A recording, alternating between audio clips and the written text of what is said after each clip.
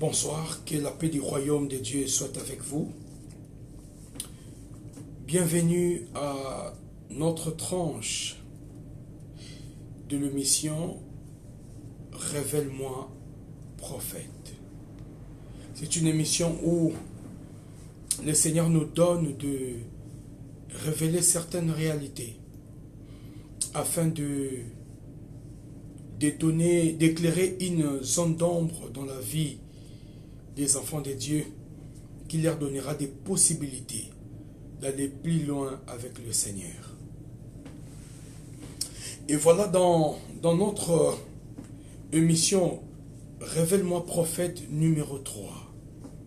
Je voudrais énoncer quelque chose de très très profond qui souvent passe au vu des enfants de Dieu dans une manière sans importance. Souvent, nous n'arrivons pas à les cerner ou à le palper. Je voudrais parler aujourd'hui d'un point. Pourquoi la grande bénédiction dans ma vie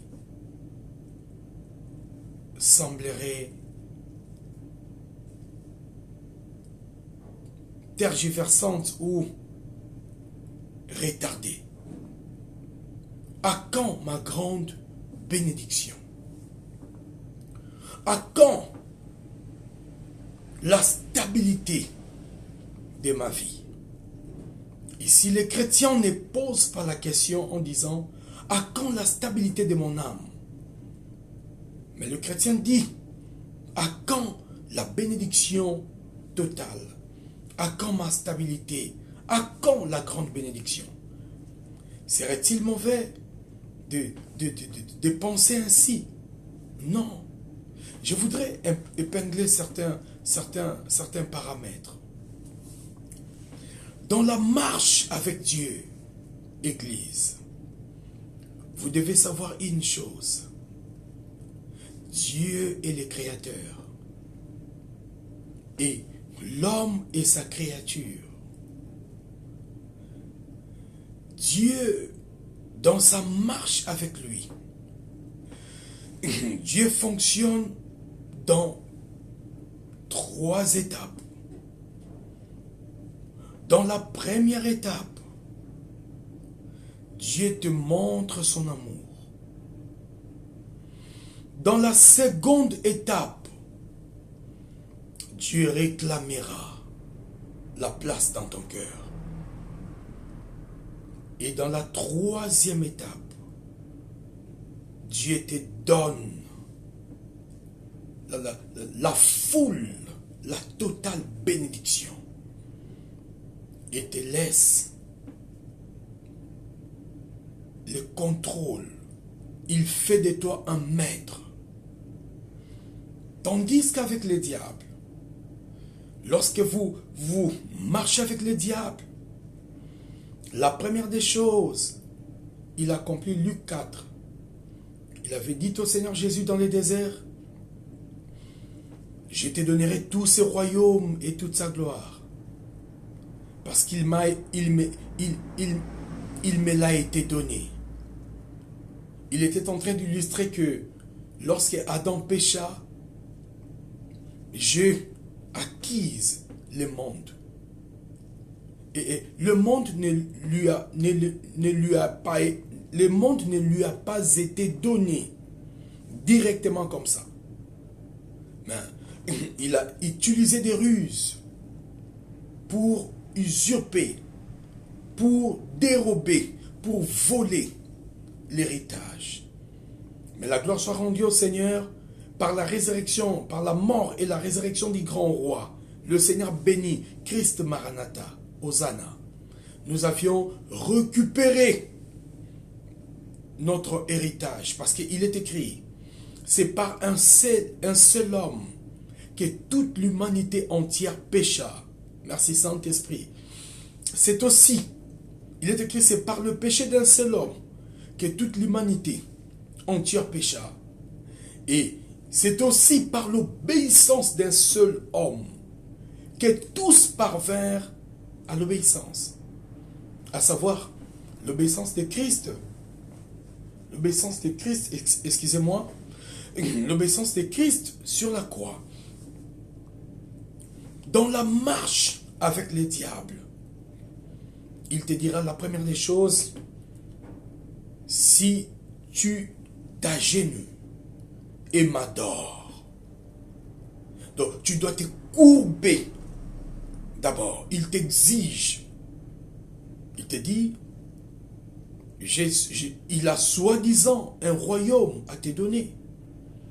Mais il te dit d'abord, tu dois te courber. Tu dois t'agenouiller et m'adorer. C'est alors je te donnerai. Il faut comprendre le style des jeux. Que vous avez devant vous un commandant prédateur qui n'a pas le temps à perdre avec vous. Il te dit, tu dois t'agenouiller. Dans cette expression, tu dois t'agenouiller. Il te dit, tu dois tout déposer d'abord et accepter ce que moi, je veux sur toi. C'est une parenthèse que j'ai ouverte comme ça. Et je voudrais revenir. Dans la marche avec Dieu, la marche avec Dieu exige de la maturité. À quand ma bénédiction? À quand ma bénédiction totale? Vous saurez pourquoi certaines grandes bénédictions n'arrivent pas. Ou pourquoi certaines grandes bénédictions tardent dans notre marche avec Dieu. Et je disais que la marche avec Dieu exige de la maturité. Lorsque vous marchez avec Dieu, et quand la première des choses, Dieu te dira, venez à moi vous tous qui êtes fatigués et chargés, je vous donnerai du repos. Et c'est une grande vérité. Lorsque nous recevons le Seigneur dans notre vie, nous nous débarrassons de l'angoisse. La paix du royaume éternel s'installe dans notre vie par la présence glorieuse du Saint-Esprit. Nous recevons la nouvelle naissance. C'est comme un bébé. Un bébé n'a pas de soucis. Un bébé, on met tout à sa disposition. Et lorsque vous avancez avec Dieu, Dieu commence maintenant à t'annoncer les bénédictions des collines éternelles. Oui. Il commence à t'annoncer. Parce qu'avec Dieu, c'est de gloire en gloire. Avec Dieu, c'est comme ça. C'est de gloire en gloire. Il a dit, mon serviteur s'élèvera. Mon serviteur prospérera. Mon serviteur sera très haut placé. Oui. Il commence d'abord à t'élever. C'est alors il te rend prospère. Et il te place très haut. Dieu te dit, je te bénirai.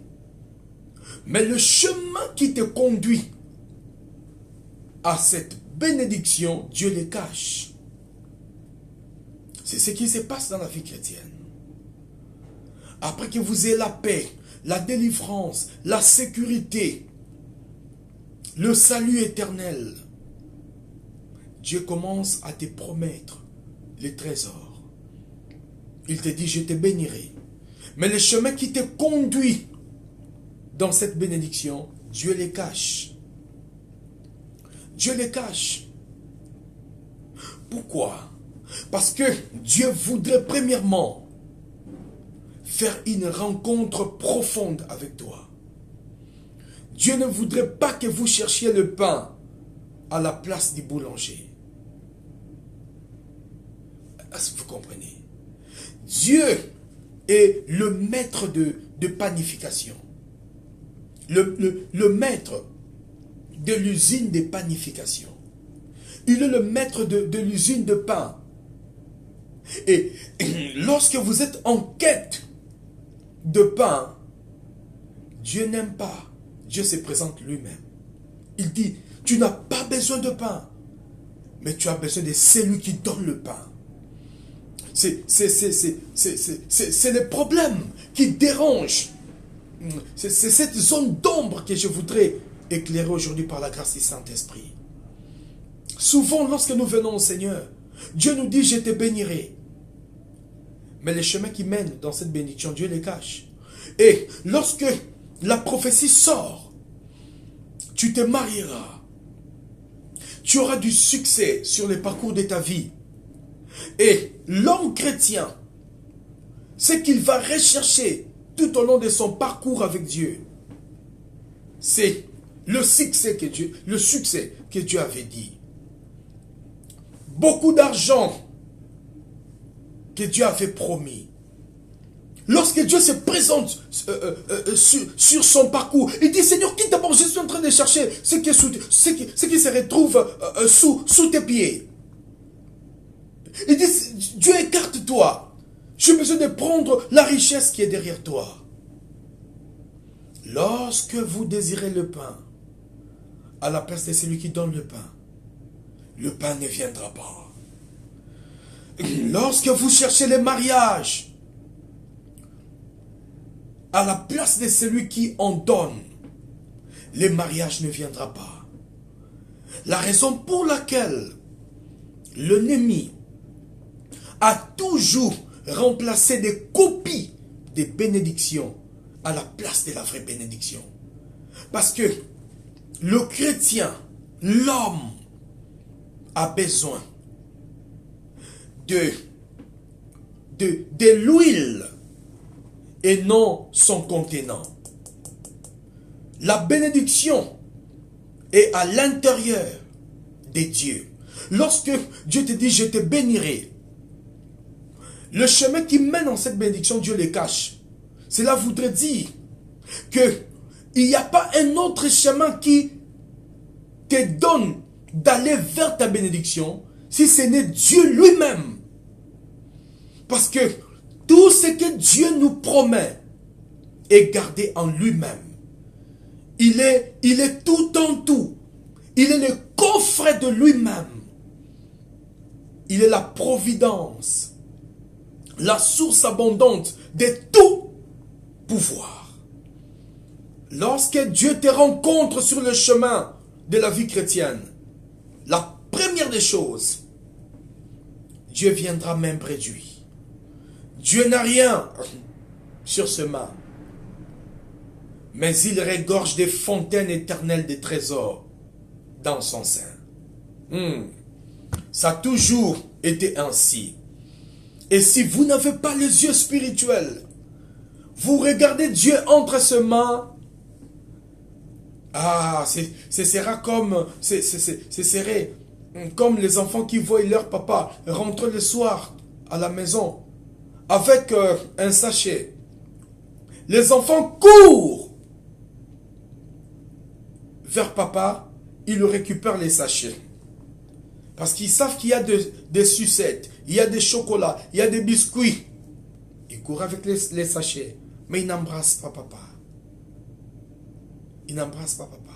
Ou souvent lorsque papa rentre à la maison avec, avec un sachet, les enfants embrassent papa avec joie, parce qu'il a un sachet. Mais le jour où papa rentre, même réduit, les enfants constatent que papa n'a pas un sachet. À la place de courir, d'aller sauter sur papa, ils disent, bonsoir papa, bienvenue. C'est ce qui se passe dans la vie chrétienne. Quand Dieu te rencontre, Dieu emmagasinera ta destinée. Mais ta destinée se trouve en lui. C'est lui le chemin. Lorsque vous l'accueillez chez vous, lorsque Abraham, dans la chaîne des Mambré, ô précieux Saint-Esprit, conduis-moi. Lorsqu'Abraham, dans la chaîne des Mambré, il était assis à la porte de sa tente. Il voit 3 personnes en train de voyager. Il a vu Elohim dans sa chair humaine, mais en la dimension des 3 personnes. Elohim était accompagné. La Bible parle des anges et lui-même l'Elohim était au milieu. Et Abraham observa la marche de ces trois personnes bénies. Le prophète Abraham a compris que ces hommes n'étaient pas ordinaires. Il a compris que ces hommes n'habitent pas la terre des hommes. Il a couru. Il se prosterna. Et il dit, ô Seigneur Dieu, je sais que tu es passé par ici pour demeurer, pour prendre un temps chez ton fils Abraham. Oui. Dieu, écoutez ce qui s'est passé. Lorsque Abraham supplia Elohim de venir rester un moment chez lui, Dieu n'avait rien entre ses mains. Mais Dieu avait quelque chose, la réponse au problème d'Abraham en lui. Écoutez, comment ça s'est passé? Elohim était calme. Et lorsque les trois hommes bénis célestes ont pris place, oh, Abraham court sous la tente. Il dit à Sarah, quickly, fais vite. Apprête un gibier. Tue un gibier là-bas. Prépare le lait caillé. Fais du fromage. Lorsque Sarah prêtait toutes ces choses, Elohim dans la chair humaine, le Dieu de toute la terre, observait sa créature. Comment ils sont pressés d'accueillir celui qu'il avait créé. Celui dont il est la source. Et Abraham et Sarah ont apprêté le fromage, le beurre, le pain, toutes ces choses, le lait caillé et du gibier bien préparé. Lorsque les trois hommes mangèrent, Abraham s'attendait à leur au revoir. Mais celui qui est au milieu pose la question. Où est ta femme Sarah? Où est Sarah, ta femme? Abraham répondit, il est sous la tente, ô Elohim.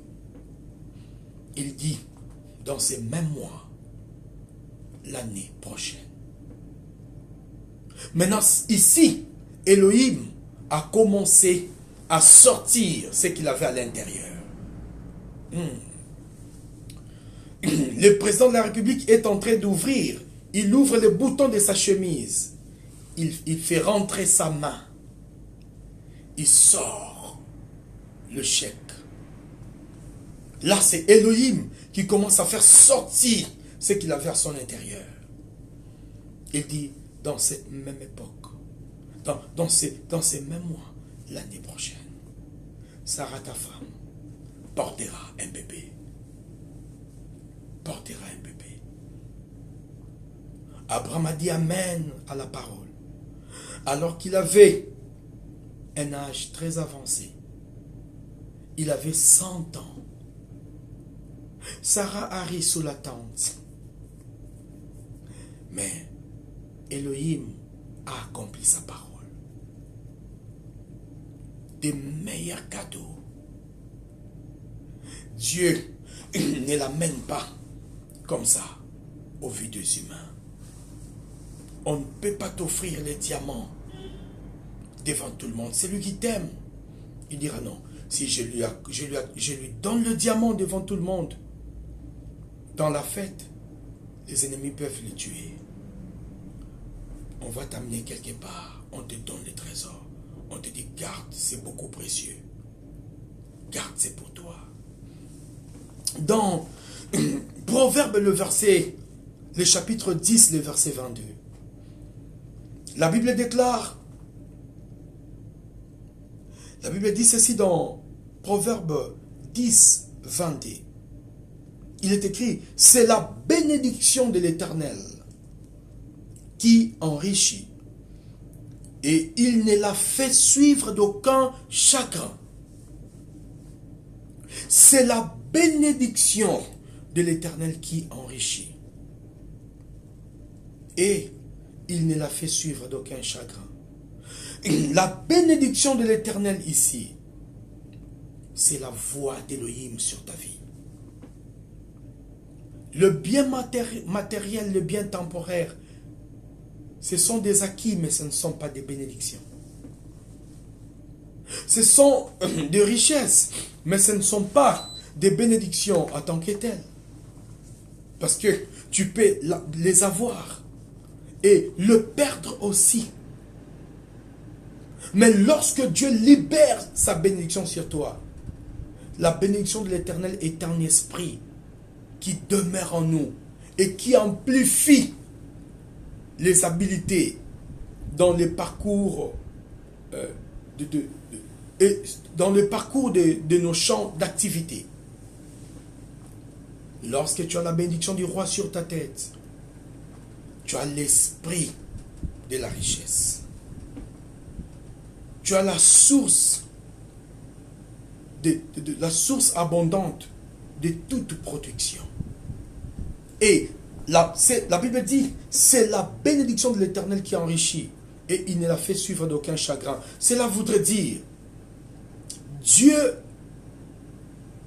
octroie des bénédictions. Certes, mais ici, la bénédiction de l'Éternel se diffère de quelconque bénédiction. Il y a la bénédiction de la terre. Tu travailles, la terre te produit. Tu as sémé, tu récoltes.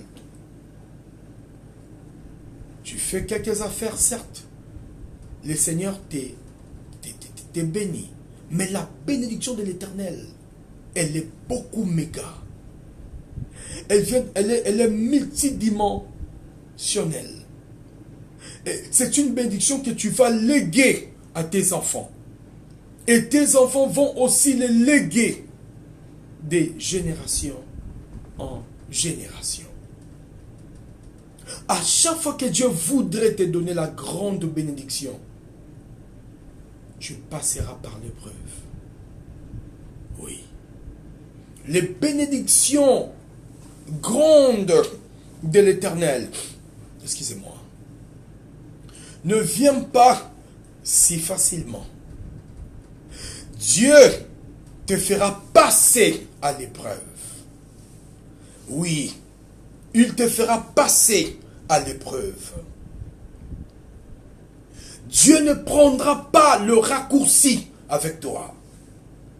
Dieu ne prend jamais le raccourci avec un homme. Non, non, non, non, non, non, non, non. Dieu aime bâtir l'histoire avec les humains. Lorsque tu marches avec Dieu, Dieu a un agenda et un stylo. Il aime bâtir l'histoire avec toi. Mais ce que toi tu attends des témoignages. À témoigner Dieu. Dieu a un stylo, un agenda. C'est là où Dieu sort. C'est là où maintenant Dieu sort. Lorsque vous marchez avec lui et que le moment de la grande bénédiction arrive, c'est là où Dieu sort l'agenda et il prend un stylo. Oui, Dieu voudrait maintenant te faire passer à l'épreuve. Tu ne peux pas aller sur des collines éternelles, sur des collines qui renferment les bénédictions éternelles de Dieu, sans que Dieu ait l'agenda et les stylos. Oui, tu dois passer à l'épreuve. Dieu te fera passer à l'épreuve. Dieu ne prendra jamais les raccourcis avec toi. Dieu se rassurera une chose, qu'il vit dans ton cœur. Dieu va se rassurer que tu l'aimes plus que le pain. Tu cherches le mariage. Tu voudrais que les mariages viennent aussitôt dans ta vie.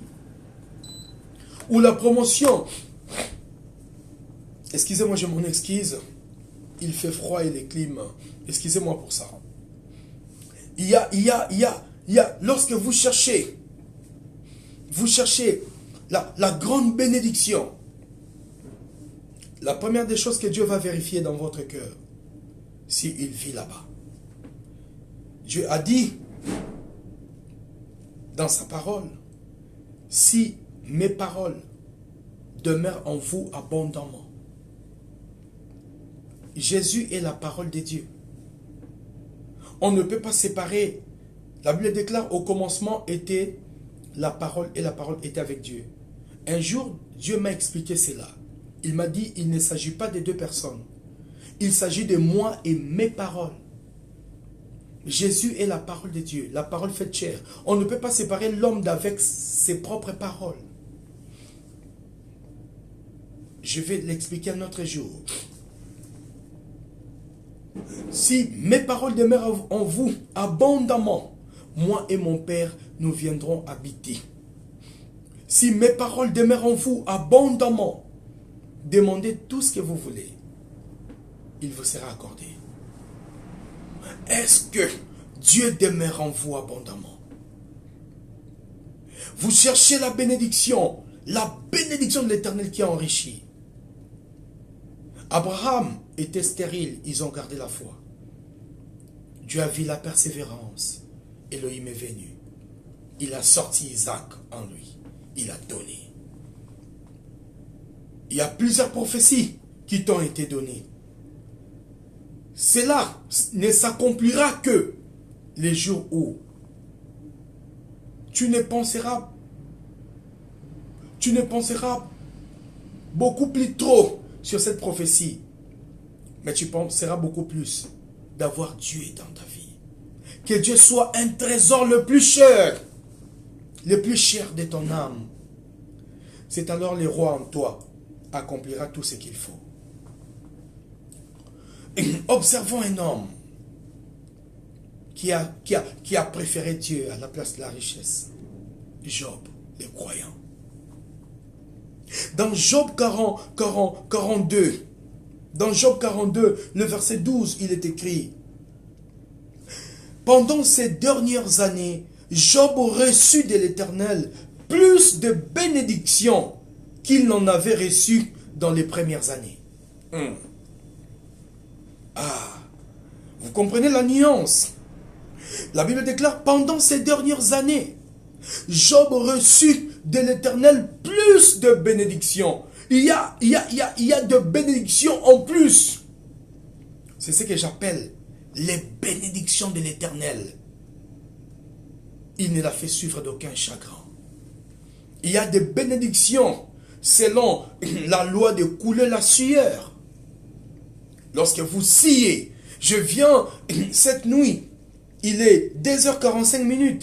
Je viens vous prêcher la parole. Je fais mon rôle à la place de dormir. Alors que quelqu'un sera béni, Dieu me notera dans son agenda et donnera mon salaire d'une manière ou d'une autre. Oui. Ça, c'est une bénédiction acquise par les fruits du travail que j'ai fourni.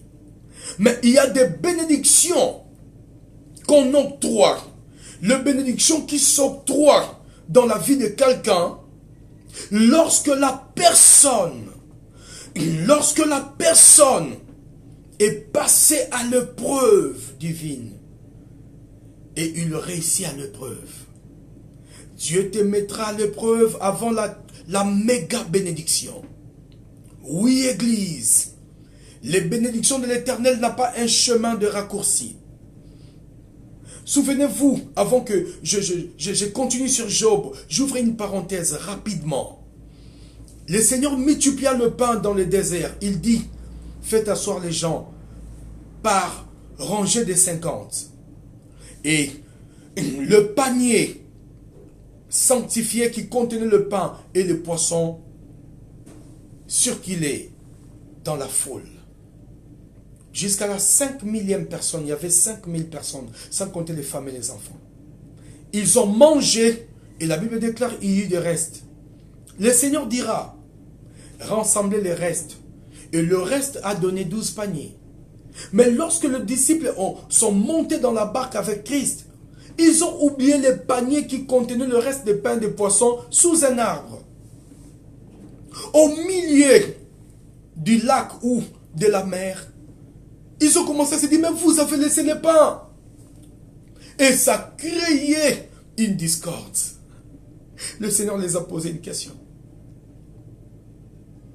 Il dit, vous inquiétez pour le pain, pour les choses qui sont restées. Et il les a reprochés. Le Seigneur voudrait leur dire, vous vous inquiétez de pain alors que vous avez avec vous le boulanger. Vous vous inquiétez du poisson qui est resté alors que vous avez avec vous celui qui a produit, celui qui a multiplié ces poissons. De la même manière qu'il a multiplié les poissons dans le désert, il peut le multiplier dans la barque. Parce qu'il appelle à l'inexistence, à l'invisible, ce qui n'existe pas. Et il le fait exister. Cela veut dire, la chose n'a jamais existé. Et Dieu l'appelle à l'existence. C'est-à-dire, il dit, tu as tellement marché avec moi. Aux États-Unis d'Amérique, en France, en Afrique, il n'y a personne qui a le baril de pétrole. Il sort le pétrole dans ta parcelle. Vous commencez à sentir une odeur de gaz chimiques. Les scientifiques arrivent, beaucoup de gens arrivent, on découvre le pétrole. Les blancs arrivent, on découvre le pétrole. Le gouvernement dit, on vous donne l'argent pour acheter un endroit le meilleur. Laissez cet endroit pour qu'on puisse cultiver du pétrole. Voyez-vous, ça c'est des bénédictions de l'Éternel qui enrichit. Et Job, Job le croyant, il était un homme élevé en dignité au-dessus de tout le fils de l'Orient. Et qu'est-ce qui arrive? Cet homme de Job, le croyant, il était riche. Mais Dieu voudrait amener Job dans le cime des collines éternelles. Parce que Jacob a dit, ma bénédiction surpasse les bénédictions de mes pères. Jacob a dit à Joseph que les bénédictions d'en haut et d'en bas, que les bénédictions du sein maternel, que les bénédictions des collines éternelles viennent sur la tête de Joseph. Hosanna. Que les bénédictions des collines éternelles viennent sur la tête de Joseph. Ah! Ce genre de bénédictions, tu dois passer à l'épreuve. Joseph en est passé. Il a gardé la foi. Il a quitté son père dans Genèse 37. Joseph avait 17 ans. Et il a paru devant Pharaon à 30 ans. 13 années d'emprisonnement. Joseph n'avait pas de lien. Ah, parce que aujourd'hui, il y a, il y a un mauvais enseignement qui dit que ton âge est avancé, il n'y a pas de mariage, c'est des liens. Bon, attends, Joseph, il était chaste, il était innocent, mais il est allé en esclavage. 13 années, un jeune homme innocent. Il n'était même pas adulte. Il était un enfant au début de ses 17 ans. Jusqu'à 30 ans, il avait la barbe. Il a quitté son père à 17 ans.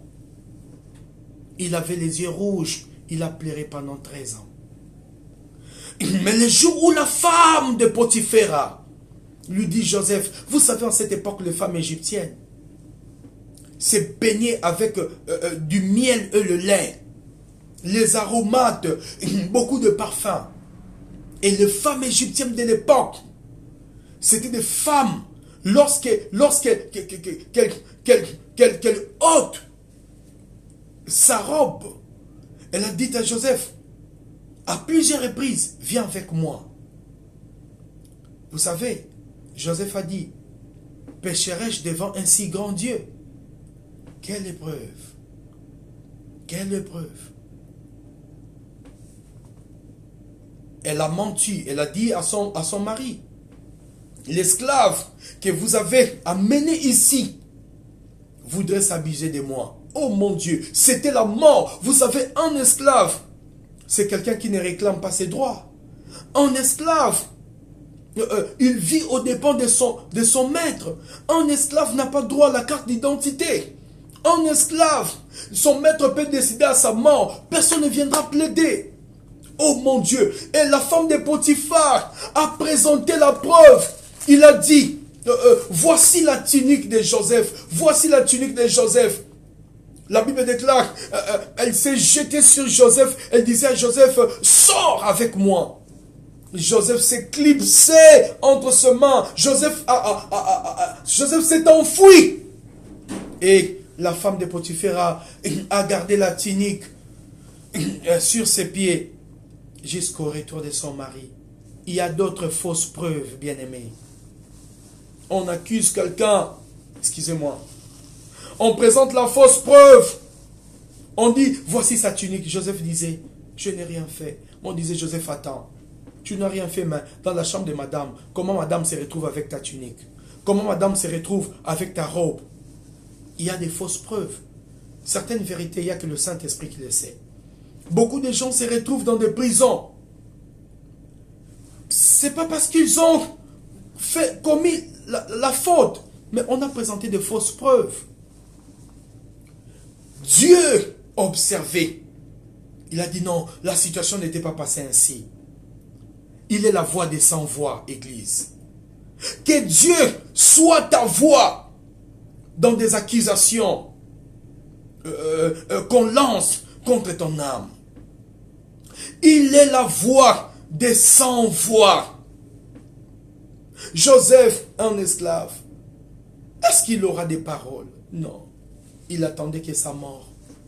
Il a dit, oh, je ne reverrai plus jamais mon père sur la terre des vivants.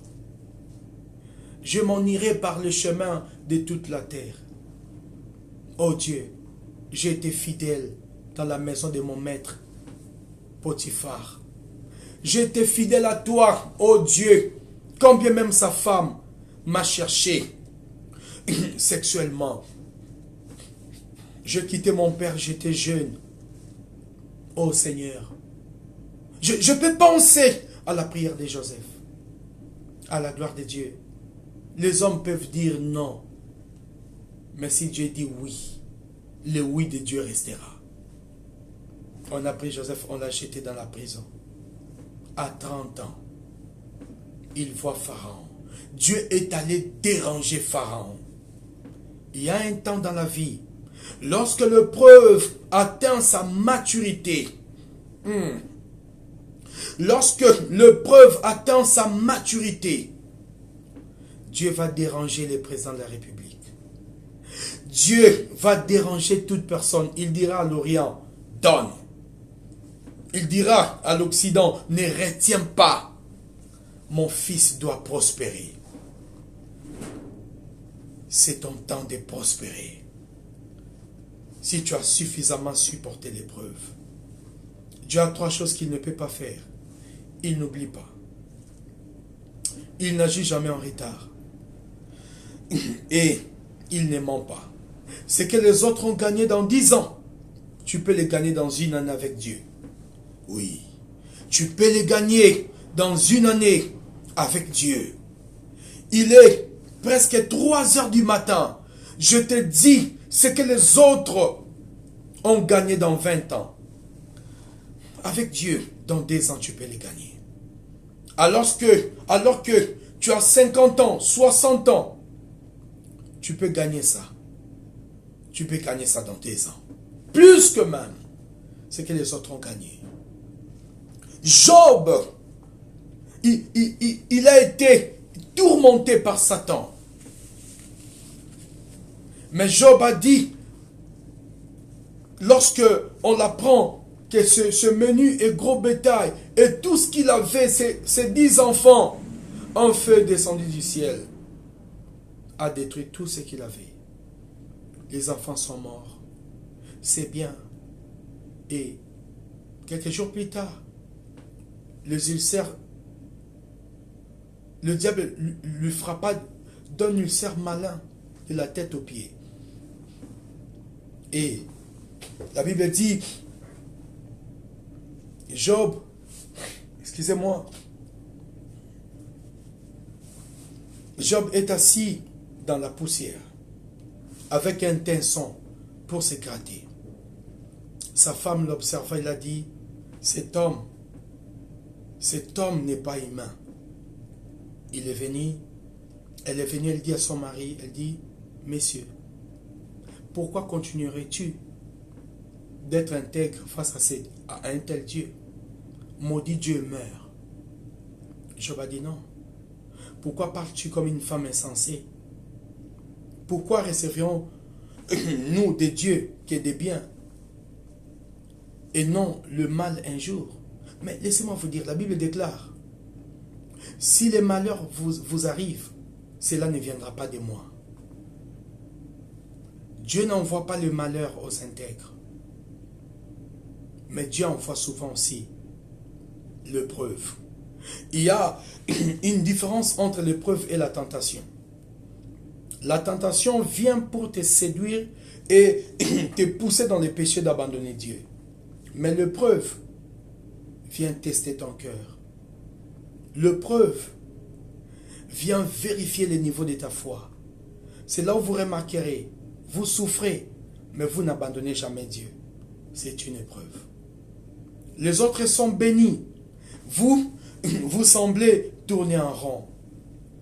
C'est l'épreuve de Dieu. Dieu cherche à prendre ton cœur. Je vais ouvrir une parenthèse. Pourquoi ma bénédiction semble durer? Vous devez comprendre une chose. Dieu voudrait se rassurer s'il remplit ton cœur. Souvenez-vous de l'enfant prodigue. Dans Luc 15, 11 à 29, le père, le riche, avait 2 enfants, 2 fils, l'aîné et le cadet. Mais le plus jeune, le cadet, a dit, ça c'est le type d'un chrétien immature. Il dit, donne-moi la part de mes biens, donne-moi la part de bien qui me revient. Ça c'est le jeune homme qui se place devant son père, il dit, donne-moi la part de bien qui me revient. Ah, le père était étonné. La Bible déclare au verset 12, le père partagea le bien. C'est-à-dire, il a pris la part du cadet, il le sépara d'avec la part de l'aîné. Il donne au cadet sa part. La Bible déclare, quelques jours après, le cadet déménagea. Il est allé trouver refuge dans une contrée très éloignée. C'est comme ça qu'ils font d'autres chrétiens. Lorsqu'il reçoit la bénédiction de Dieu, l'église, ce n'est plus son adresse. L'église n'est plus son adresse. Lorsqu'il reçoit un bon boulot avec un bon salaire, il oublie la dîme. Oui. Lorsque le Seigneur lui guérit d'une maladie incurable, il n'a plus le respect pour l'église. Il dit, j'ai déjà un boulot, je n'ai pas le temps de réunion en réunion. Donne-moi la part des biens qui me revient. Au lieu de rester dans le royaume, dans la parcelle de son père, il est allé trouver refuge ailleurs. Pour le cadet, il se disait, comme je m'aime bien, je ne voudrais pas rester devant mon père. Peut-être mon père peut l'utiliser. Il a fui. Il est parti loin et la Bible déclare, il dissipa tous ses biens en vivant dans la débauche. Mais le nez qui était resté, il avait sa part. Plus tard, le père dira à l'aîné, tout ce que j'ai t'appartient aussi. Excusez-moi. Bien-aimé dans le Seigneur, ta bénédiction dure longtemps parce que dans ton cœur, il y a un combat. Il y a le désir de la richesse, très ardent, et il y a en même temps le désir de l'adoration, d'adorer ton Dieu. Non, Dieu ne marchera pas comme ça. Tu veux vite arriver, tu dis à Dieu, écarte-toi. J'ai besoin de prendre ce qui est derrière toi, ce que tu m'as promis. Ce que Dieu t'a promis se trouve en Dieu lui-même. Tu dois rencontrer Dieu, l'amener dans ton cœur, lui garder comme un trésor, parce qu'en lui, il regorge tout ce que tu désires. C'est ce que les chrétiens ne savent pas. Dieu a en lui tout ce que tu as longtemps cherché dans ta vie chrétienne. C'est en Jésus. Mets-lui en toi. Garde-lui comme un trésor. Ne le perds pas dans le péché. Ne te suis pas. Joseph savait que le Dieu d'Israël, mon Père, vit en moi. Si je sors sexuellement la femme de Potiphera, c'est Dieu sortira et je vais perdre ma destinée. C'est beaucoup de chrétiens, beaucoup de gens, ils voient le pain, ils sautent sur le pain, peu importe où le pain se retrouve, même dans la poubelle, lui il saute pour prendre son pain manger. Il ne voit pas Dieu qui est dans son cœur. Le jour où tu comprendras qu'il faut protéger d'abord le Dieu qui est dans ton cœur. Selon 1 Jean 4,4. Celui qui est en vous est plus fort que celui qui est dans le monde. Oui, il est plus fort, capable de te donner ce que tu cherches. Il est plus fort, capable de te délivrer des femmes spirituelles, des maris spirituels, des liens familiales. Vous savez quoi? Dieu n'agit jamais en retard. 13 ans après, Joseph a 30 ans, il a reçu sa destinée. Le rêve qu'il voyait s'est accompli. Mais il y avait tout un chemin. Il y avait tout un chemin. Sois patient en fait, papa. Ce qui te fait durer dans la vie chrétienne, même réduit, c'est parce que tu n'as pas encore compris que Dieu est le trésor et la source abondante de tout pouvoir. Tu l'entends, ou soit tu le sais, mais tu ne l'as pas encore discerné. Garde Dieu, il a tout en lui. Lorsque tu garderas Dieu, oui, c'est là où le roi dira, comme il m'a retrouvé, il a le royaume et sa justice, maintenant je donnerai tout. L'enfant prodigue est allé dissiper ses biens. Il a dit, je repartirai vers mon père. Je dirai à papa, j'ai péché contre le ciel et contre toi. Oui. Quand le père le vit, le père a dit, voici mon fils, il était mort, il est revenu à la vie. Beaucoup de chrétiens sont morts, quoi qu'ils vivent. C'est parce que, avec le peu que Dieu vous a donné, toute votre intention, Dieu, donne-moi ma voiture. Dieu, donne-moi ma maison. Église, j'allais ouvrir une parenthèse, mais comme je suis devant les réseaux sociaux, je ne peux pas. Il y a des choses que Dieu nous a données. Je ne pensais pas l'avoir. Je ne les demandais même pas au Seigneur. Mon âme brûlait, qu'il soit le Dieu de mon âme. Mon épouse sait, ma famille sait que Dieu est tout pour moi. C'est pour cela que je n'ai pas d'heure pour le servir. Je pouvais dormir. Je pouvais dire, ah bon, sous la climatisation, le rhume me dérange, mais qu'est-ce qui se passe? Je dois aller me reposer demain. Je dis non. Peut-être quelqu'un sera béni. est-ce que en prêchant ici, est-ce que je vais récolter des offrandes? Non. Est-ce que je le fais par plaisir? Non. Je dis, le Dieu qui est en moi, je dois les partager. Souvent, toi tu as honte des dieux devant les païens. Ah oui. Tu as honte de soulever ta Bible. Tu as honte de soulever ta Bible. Dans un arrêt de bus. Et tu prétends aimer Dieu. Est-ce que je suis en train de condamner quelqu'un? Non, non, non, non, non. Révèle-moi prophète. C'est cela l'émission. Révèle-moi prophète. Depuis que Dieu t'a donné une fiancée, tous les principes de la parole de Dieu, tu les as effreints. Vous êtes déjà arrivé plus loin. Et puis tu diras, Seigneur, tu ne me bénis pas. Non. Dieu ne vit pas encore dans ton cœur. Attends que tel.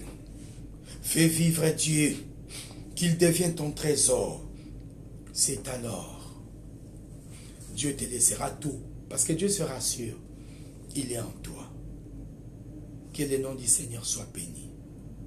Je voudrais, excusez-moi, résumer mon message. Dieu ne prendra jamais les raccourcis. Dieu sera sûr que tu viennes, que tu viennes à lui et que lui rentre en toi. Nous sommes allés vers lui, il nous a accueillis. Il voudrait aussi que lui vienne à nous. Dans Apocalypse 3:20, il se tient à la porte en train de frapper. J'en parlerai un autre jour. Est-ce Dieu est vraiment dans ton cœur? Aimes-tu Dieu à la place de 1 milliard?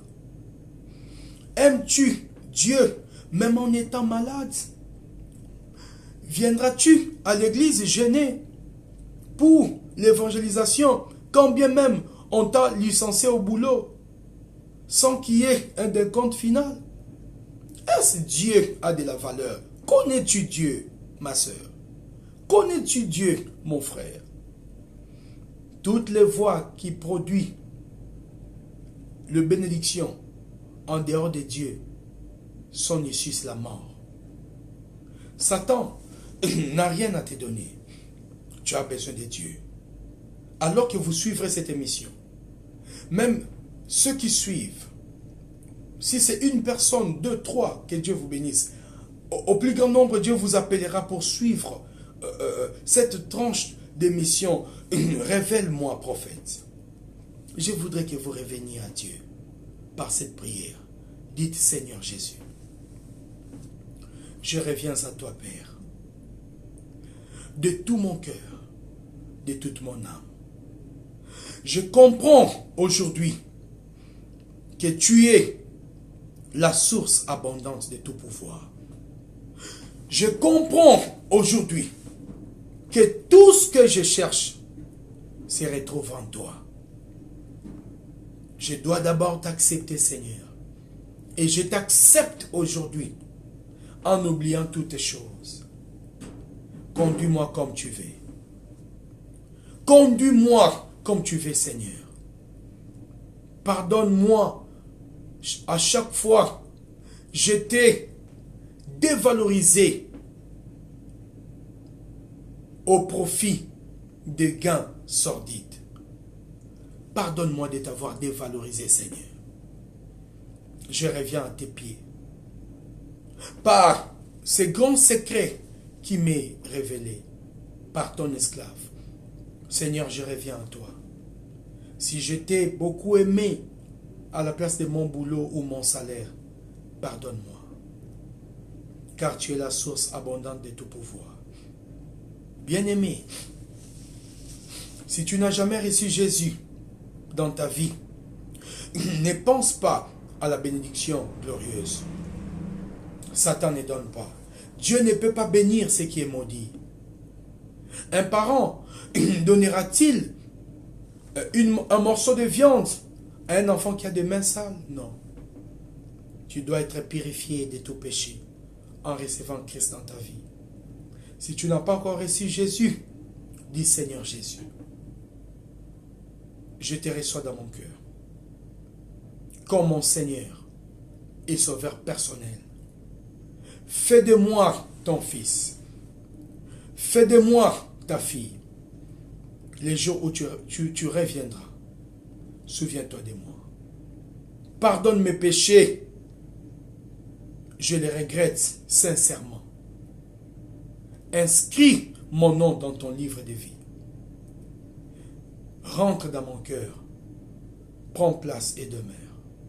Au nom de Jésus. Amen.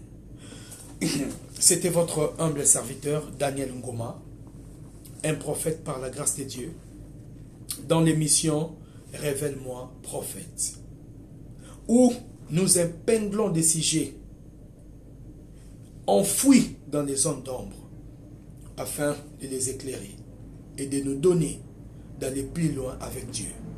Réfléchis dans ces messages. Analyse les choses. Est-ce que Dieu est vraiment totalement dans ton cœur? À la place de toutes les pensées dont tu cours après. Que l'échelon d'Israël bénisse sa parole. À jamais. Ceux qui vont me suivre à YouTube, un peu partout, je réponds donc, je suis à Libreville. L'indicatif plus 241 04 43 96 32. Que le Seigneur vous bénisse. Shalom. Je salue aussi la personne que je vois sur l'écran, Monsieur Asobo Georges. Que le roi te bénisse. Que Dieu stabilise ta vie. Qu'il remplace la table défectueuse par la table restauratrice de Dieu et que tu manges avec les rois. Sois béni. Et à tous ceux qui vont suivre, je libère la bénédiction de Dieu qui ne s'ensuit d'aucun chagrin sur vos vies. Et que Christ Maranatha habite en vous et habite en moi, habite en nous abondamment. C'est alors on va gagner les choses. Parce que tout ce que nous désirons se retrouve en lui. Il n'y a pas ailleurs. David a dit, l'élévation ne vient ni de l'Orient, ni de l'Occident, mais de l'Éternel. Soyez bénis. Shalom.